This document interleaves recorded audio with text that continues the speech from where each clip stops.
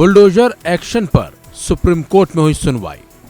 Supreme court की bulldozer action पर सख्त टिप्पणी, अवैध निर्माण पर कह डाली बड़ी बात। बुलडोजर एक्शन को लेकर देश भर में हंगामा मचा हुआ है, तो इसी बीच सुप्रीम कोर्ट में बुलडोजर एक्शन को लेकर सुनवाई हुई। इस दौरान कोर्ट ने बुलडोजर एक्शन पर सख्त टिप्पणी भी की है।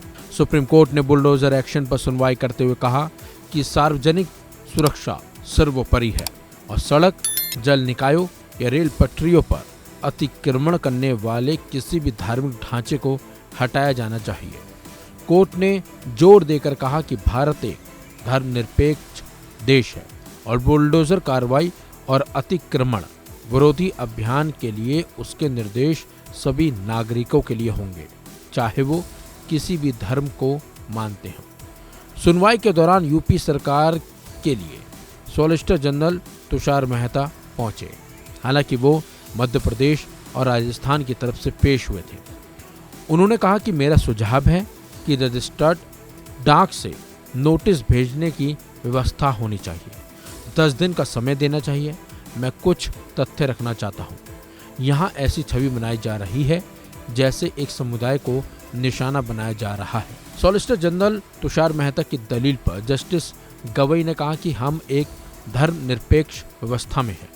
अवैध निर्माण हिंदू हो या मुस्लिम का कार्रवाई होनी चाहिए। इस पर मेहता ने कहा कि बिल्कुल यही होता है।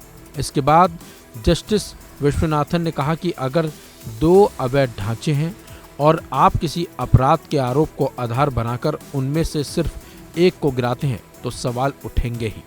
इस दौरान जस्टिस गवई ने कहा कि मैं जब मुंबई में जज था तो खुद भी फुटपाथ से अवैध निर्माण हटाने का आदेश दिया था, लेकिन हमें ये समझना होगा कि अपराध का आरोपी या दोषी होना मकान गिराने का आधार नहीं हो सकता। इसे बुलडोजर जस्टिस कहा जा रहा है।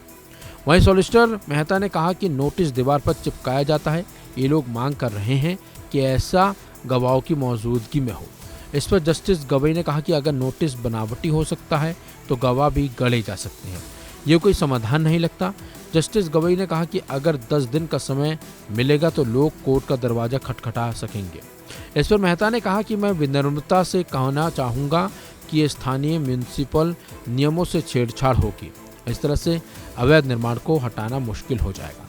तो वही मेहता की दलील सुनने के बाद जस्टिस विश्वनाथन ने कहा कि किसी जगह रहते परिवार को वैकल्पिक इंतजाम के लिए 15 दिन का समय मिलना चाहिए।